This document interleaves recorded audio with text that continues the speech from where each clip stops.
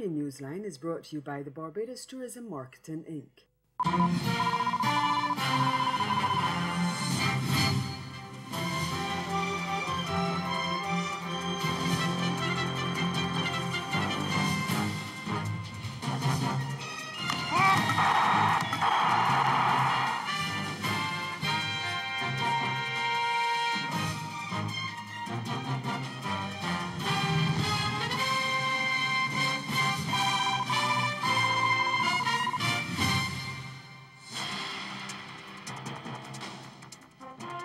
The death toll climbs as Haiti assesses damage caused by a weekend earthquake and aftershocks.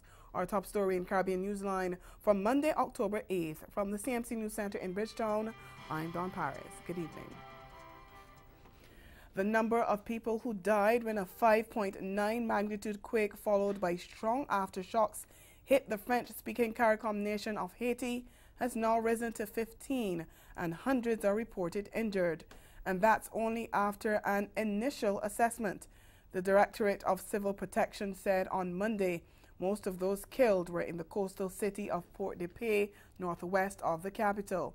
It said 333 people were injured and treated in hospitals in the northwest, and more than 7,000 houses have been destroyed or damaged. The 5.9 magnitude earthquake occurred around 8:11 p.m. on Saturday, about 11 miles northwest of Port-de-Paix, and was followed by several aftershocks, with one registering a 5.2 on the Richter scale and another 4.2. The Directorate of Civil Protection said teams are at work across the country assessing the damage. President Jovenel Moïse and several ministers, including the Prime Minister, have visited several areas devastated by the quake. Meantime, CARICOM countries are expressing sympathy and condolences to the government of Haiti following the strongest quake to hit the country since 2010, when the country was devastated by a 7.3 magnitude quake that left more than 220,000 people dead and over 300,000 injured. And both the United States and the United Nations have said they are willing to assist. In Trinidad and Tobago, the Oilfields Workers Trade Union, the OWTU, said it has been granted an injunction by the Industrial Court stopping the state-owned oil company Petrotrin from closing down and dismissing thousands of workers.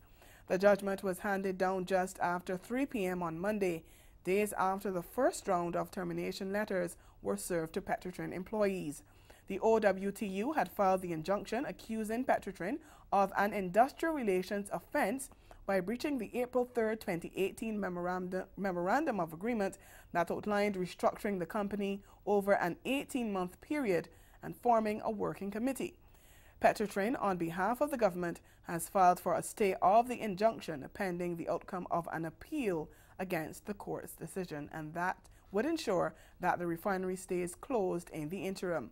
The appeal is being heard in the Industrial Court as well.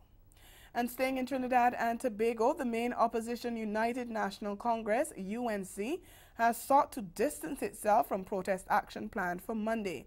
This as Police Commissioner Gary Griffith issued a warning to people not to heed social media messages to block major roads and intersections, as they could be fined or imprisoned. Griffith says police are prepared to enforce the laws of the land in the interest of maintaining law, order, peace, and stability. We get more in this TTT Live report. Citizens are reminded that blocking the nation's roadways and highways are illegal and contrary to the Motor Vehicles and Road Traffic Act, Chapter 4850, Regulation 38, Section 6, which states, "Every driver shall not negligently or willfully prevent, hinder or interrupt the free passage of any vehicle, person or animal, and shall not allow such motor vehicle and any trailer drawn thereby to stand in such road as to cause any unnecessary obstruction thereto. Motorists found to be in contravention of this law will face a fixed penalty fine of $600 and 3 demerit points. Any person who commits any of the following offenses to the obstruction, annoyance, or danger of any resident or passerby is liable for each offense to a fine of $200 or imprisonment for 1 month. The Commissioner of Police is also strongly warning persons against inciting actions aimed at destabilizing the nation, which would disrupt the peace. Citizens are being cautioned against communicating and publishing any statement with a seditious intention. The Sedition Act, Chapter 1104, Section 4(1)(c) states that a person is guilty of an offense who publishes, sells, offers for sale, or distributes any seditious publication. Further, the Sedition Act, Chapter 1104, Section 3(1)(a) states that a seditious intention is an intention to bring into hatred or contempt or exile disaffection against government or constitution. Section 3(1)(c) states that a sedition intention is an intention to raise discontent or disaffection amongst inhabitants of Trinidad and Tobago. A person guilty of an offense under this section is liable to, on summary conviction, to a fine of $3,000 and to imprisonment for 2 years. The TTPS is also warning persons against aiding and abetting the aforementioned offenses. Chapter 1002, Section 2 of the Accessories and Abettors Act states that any person who aids and abets, counsels, or procures the commission of an indictable offense may be indicted, tried, and punished as a principal offender. Days after the Guyana Teachers Union threatened strike action again, President David Granger on Monday convened a meeting with the executive members of the union and the Minister of Education, Nicolette Henry, in an effort to break a protracted deadlock. According to the Ministry of the Presidency, the two sides are now closer than ever before to a resolution. We get the details in this Newsroom Guyana report. President David Granger said the teachers' issues are not being ignored or neglected. In an interview with the Press and Publicity Unit of the Ministry of the Presidency, following Monday's meeting with the Guyana Teachers Union and the Education Ministry, Mr. Granger said the ongoing dispute is closer to resolution. We are aware of what has been taking place.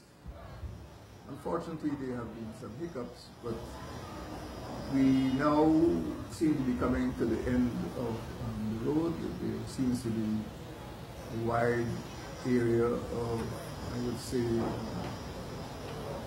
common acceptance of what needs to be done. The President had put in place a task force with members from the union and the government in 2017 to address teachers' concerns.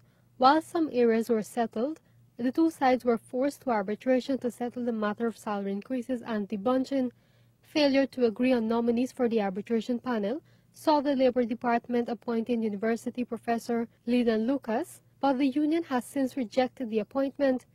At the President's meeting, the two sides have agreed to meet again on Wednesday, October 10th. The intention is to create the basis for an agreement between the two sides as early as possible, possibly by Friday. It is important that we complete this process because we are aware that the teachers have expectations and we want to assure the teachers that we are concerned about the issues they've raised. They're not being ignored or neglected. The President said following Monday's meeting, the union will consult with its members and the government will consult with the Ministry of Finance on the way forward. Just last Wednesday, the GTU said it has begun mobilizing its members, and the Guyana Trades Union Congress, GTUC, and the Federation of Independent Trades Union of Guyana, FITUG, vowed to join in the planned protest. The last 2 week strike action mounted by the teachers across the 10 administrative regions left a number of schools closed for the first week of the 2018-2019 school year. The Chief Executive Officer of a medical school in Barbados was on Monday remanded to prison after facing fraud-related charges. 42-year-old Raul Venkata Gopi, the CEO of the Washington University of Barbados, who was arrested last Friday at the Casa Grande Hotel where the campus is based, was denied bail when he appeared in court before Chief Magistrate Christopher Birch. He is charged with 4 counts of evading liability for a total of 4 dishonored checks totaling 240,000 Barbados dollars. Gopi is wanted in India for allegedly bilking thousands of dollars from hundreds of students with promises of admissions into foreign medical universities. It's alleged that more than 200 students were duped by an educational consultancy firm which he owns, and 6 of his staff members were arrested in India. With his arrest, students at the university, most of them from India, say they're unsure about their future. They reported having no food, water, or electricity because utilities had been cut off as a result of the university's unpaid bills. But when Gopi was taken into custody last week, Minister of People Empowerment and Elder Affairs Cynthia Ford, who was on the scene with government officials, said efforts would be made to get the students access to food, water and electricity, and provisions made for those wishing to transfer to another university. Over in Jamaica, the Director of Public Prosecutions is to determine whether charges will be brought against a police officer who had been questioned for allegedly delivering firearms to gunmen in St. Catherine, a parish in the southeast of the island. Police confirmed that the 52-year-old corporal had been detained since last Tuesday when he was arrested during an operation by members of the Counter-Terrorism and Organized Crime Branch. They said when his vehicle was intercepted, they found an AK-47 rifle, a Taurus pistol, and more than 20 rounds of ammunition in his possession. Lawmen believe he is a member of the Umbrella Gang, and they're working on the theory that the guns and ammunition were intended for the gang, whose members are in a feud with rival factions in the community. The police said a file had been compiled for submission to the DPP following the questioning of the officer in the presence of his lawyer on Sunday. Coming up in Caribbean Newsline, Antigua and Barbuda's Prime Minister says he may have to look to party supporters to win a CCJ referendum. We'll be right back.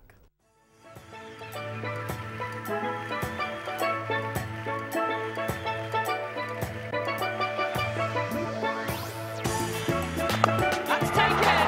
Oh, Doctor! Sean Bond.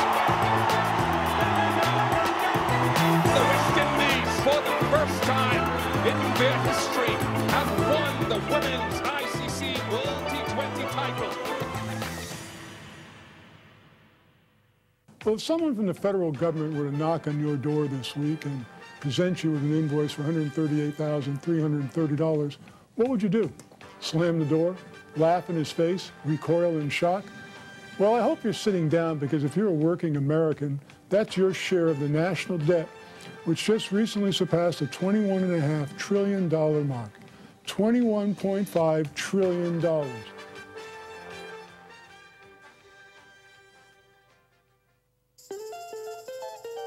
Dominica's World Creole Music Festival in 2018, October 26, 27, 28 at the Windsor Park Stadium in the capital city, Roseau. 3 nights, over 8 genres, 40 years of independence, 1 location, Dominica, the 20th edition of Dominica's World Creole Music Festival. For more information, like our Facebook page, Dominica Festivals. Visit our website, www.dominicafestivals.com for all travel, accommodation, and ticketing details. My love, my home, my Dominica. Building a resilient nation. See you there! Proudly sponsored by the Government of Dominica and Discover Dominica Authority.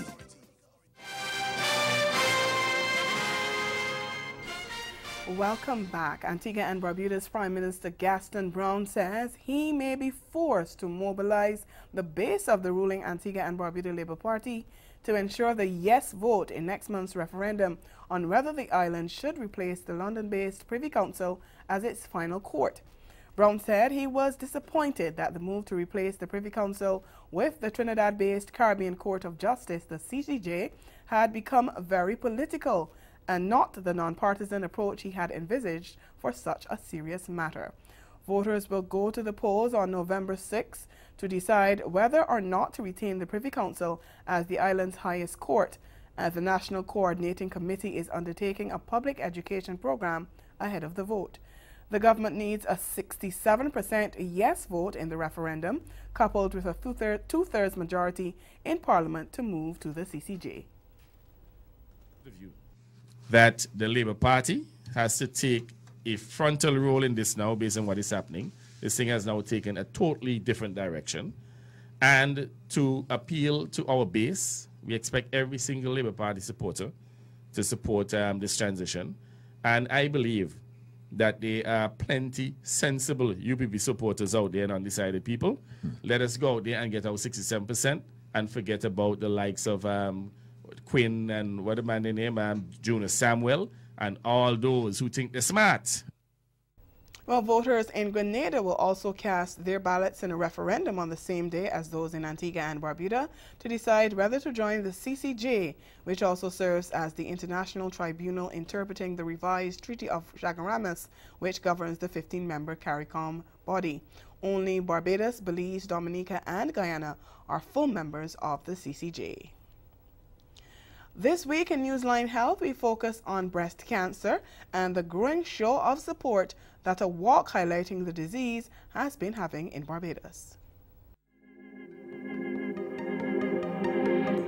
The heat of the sun and the at times pouring rain did not stop thousands from putting on their pink and taking a 5-kilometer trek for the 2018 Walk for the Cure National Walk for Breast Cancer Awareness in Barbados on Sunday. It's hosted annually by the Barbados Cancer Society in association with CIBC First Caribbean International Bank. And now in its 7th year, the aim was to raise in excess of $140,000 Barbados dollars to upgrade the Society's equipment for early detection and reporting. The event attracted massive crowds who either walked or ran the route to music blaring from speakers on trucks that accompanied those on foot. The walk came against the background of statistics which show that breast cancer cases are on the rise and the disease remains the #1 killer of Barbadian women. The good news, though, is that with current early detection efforts, the number of breast cancer deaths is holding steady. But breast cancer wasn't the only focus at the 2018 Walk for the Cure. Prime Minister Mia Mottley, who told a massive crowd about her own struggles giving up smoking, urged residents to take control of their overall health. I want us to start a conversation. Sugar every day, not good for you. Let us have this conversation nationally and let us enter a compact to take control of our lives. If it was easy, I would have conquered it already. It isn't easy. And for me, to have not smoked for 22 months was the hardest thing that I've ever had to do in my life.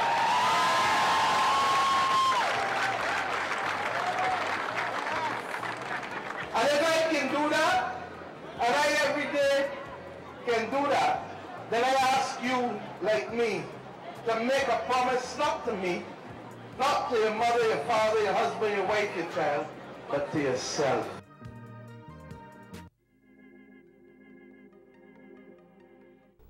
Ahead in Newsline Sport, West Indies lose the opening test against India. Stay with us. This hurricane tip comes to you compliments the Caribbean Disaster Emergency Management Agency and the Caribbean Media Corporation. Be prepared. Before, during, and after hurricane hits, keep working phone lines free for important calls.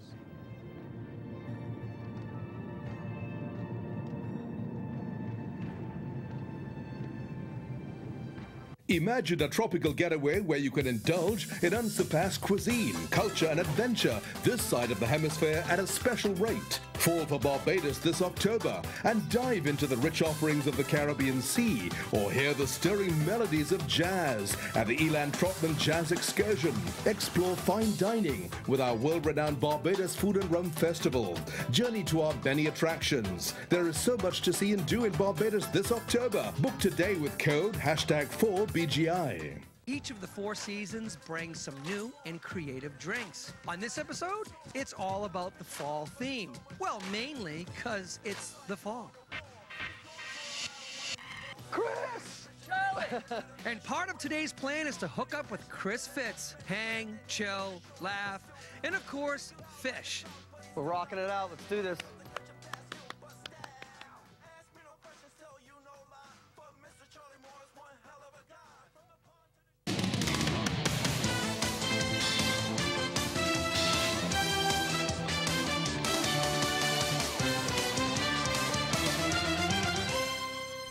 Continuing with sports now, a familiar capitulation saw West Indies lose 14 wickets in just over 2 sessions as India romped to an emphatic innings and 272-run victory inside 3 days of the opening test on Saturday to record their largest ever win in tests. Resuming their first innings on 94 for 6 at the Saurashtra Cricket Association Stadium, West Indies were dismissed for 181, nearly 3/4 of an hour before lunch, with Roston Chase converting his overnight 27 into a top score of 53 and tail-ender Kimo Paul hitting an aggressive 47. Forced to follow on, West Indies stumbled to lunch on 33-1 and then suffered another collapse to be bowled out for 196 about 20 minutes after tea. Got him. Oh, Ashwin strikes. Solid and safe pair of hands. He's gone for it again.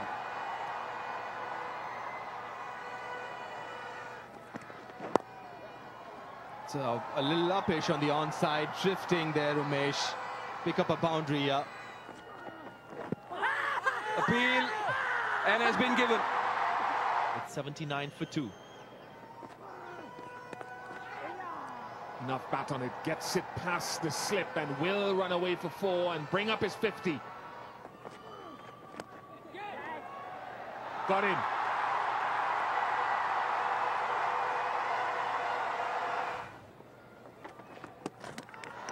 Gone.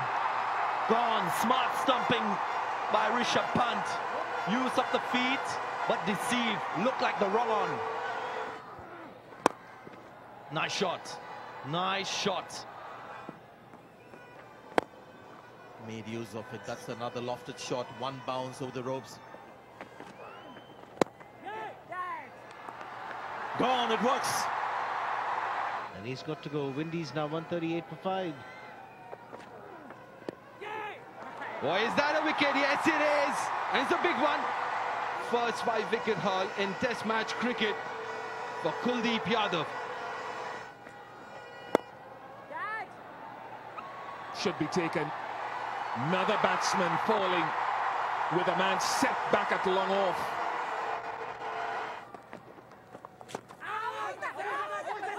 There's an appeal. There's been an appeal. They've been going on for a while and they've gone upstairs. We've got ball is on the glove, and I have a spike with ball on the glove. Reverse your decision and give this out. Ravi Ashwin gets his second wicket. Big appeal, and he's been given by Rajalong. You must show character. Will it be taken? He does take it. So India's biggest ever win against the Windies. Left-hander Diane Bravo is poised to make a return to West Indies colours for the first time in 2 years after being named in a revamped 15-man 2020 squad for the 3-match tour of India next month. The 29-year-old is one of 8 changes to the Carlos Brathwaite-led squad, which went under to Bangladesh in a 3-match series in the Caribbean and United States in August. The touring party includes 5 debutants, exciting all-rounders Fabian Allen and Sherfane Rutherford, fast bowlers Obed McCoy and O'Shane Thomas, along with left-arm spinner Kerry Pierre. T20 veteran Kieron Pollard makes his return to the squad for the first time in 15 months, while firebrand left-hander Shimron Hetmeyer has been restored to the side after playing 2 matches on the tour of New Zealand last January. Leg spinner Samuel Badri, once the world's leading T20 bowler, has been dropped, along with Andre Fletcher, Chadwick Walton, Sheldon Cottrell, Kesrick Williams and Marlon Samuels. But Samuels will feature in the 15-man one-day side, led by regular skipper Jason Holder, which sees Allen, Thomas and left-hander Chandra Paul Hemraj as the uncapped players getting the nod. Fast bowler Alzari Joseph, pulled from the current Test tour of India due to fitness concerns, has been included in the 50-over squad subject to a fitness test, though he is currently playing for Windies B in the ongoing Super 50 Cup. Meanwhile, injury has put Andre Russell out of the 50-over squad, though he's been included in the T20 side, while Chris Gayle is unavailable for the India tour. There is no place for batsman Jason Mohammed, once vice-captain of the side, or Kieran Powell. Both featured against Bangladesh last July. The first one-day international of the 5-match series bowls off October 21st in Guwahati, with the T20 series set to begin November 4th in Kolkata. Switching over to action in the regional Super 50, Leeward Islands Hurricanes defeated Combined Campuses and Colleges CCC by 9 runs in their Group B encounter at their 3Ws Oval in Barbados on Monday. Batting first, Hurricanes were dismissed on 130 in 37 overs, with Devon Thomas making 44. Left arm off spinner Yannick Otley was the leading wicket taker for the Marooners, capturing figures of 3 for 37, while John Russ Jagisar and Akeem Jordan picked up 2 wickets each. But a 4-wicket haul from leg spinner Damien Jacobs dented any hope of CCC winning as they were bundled out for 121 in 37 overs. Jacobs had figures of 4 for 31, while Rakeem Cornwell also did some damage, snatching 3 wickets for 39 runs. Meanwhile, favourites Trinidad and Tobago Red Force suffered a scare but held their nerve to beat Canada by 2 wickets and post their 3rd straight victory in the Group A game on Sunday night. Opting to bat earlier, Canada looked in good shape at 94 for 2 in the 20th over before declining to end on 207 for 7 off their 50 overs. Captain Davies Jacobs top scored with 37, while 18-year-old Bavindu Adiheti and Nanveet Daliwal chipped in with 32 apiece. Emrit led the attack, taking 3 for 58, while fellow seamer Ravi Rampal and left-arm spinner Kerry Pierre supported with 2 wickets apiece. Left-hander Nicholas Pooran carved out his 3rd straight half-century with 66, and Kyle Hope got 50. Red Force's fears were allayed by the steady Riyad Emrit, who smacked a 4 and a 6 in an unbeaten 18 from 21 balls to see his side over the line. In the other game, an unbeaten century from Guyana Jaguars opening batsman Chandrapal Hemraj handed Windies B a 9-wicket defeat on Sunday. Batting first, Windies B posted 192 for the loss of 8 wickets, with Christian Kalicharan adding 44 as the top run scorer, while Keegan Simmons and Odin Smith added 44 and 32 runs respectively. Pacer Raymond Reefer and left-arm spinner Versami Permal picked up 2 wickets each. In the reply, it was smooth sailing for the Jaguars after Hemraj smashed an 80-ball 103, which included 12 fours and 2 sixes, to take Guyana past the total with 9 wickets to spare. And that's the sport. We'll be right back. Caribbean Newsline is brought to you by the Barbados Tourism Marketing Inc.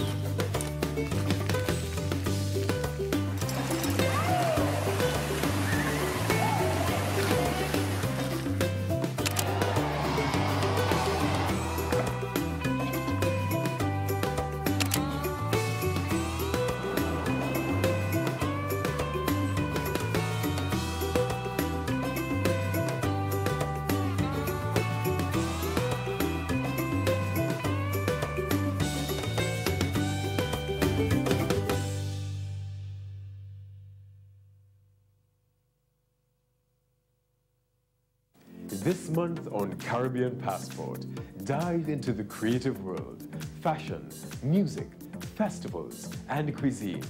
So get your passports ready and let's travel. All coming up on this channel.